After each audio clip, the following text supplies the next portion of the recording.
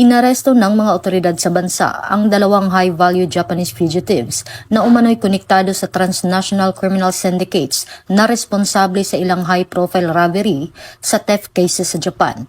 Isinagawa ang operasyon nitong Webes sa ilalim ng pinaigting na kampanya laban sa mga dayuhang wanted persons na nagtatago sa bansa.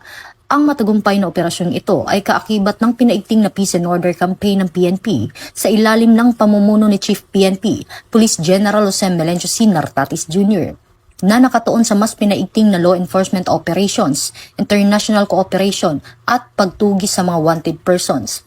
Patuloy namang nakikipag-ugnayan ang mga otoridad sa pamahalaan ng Japan para sa kaukulang legal na proseso laban sa mga nadakip.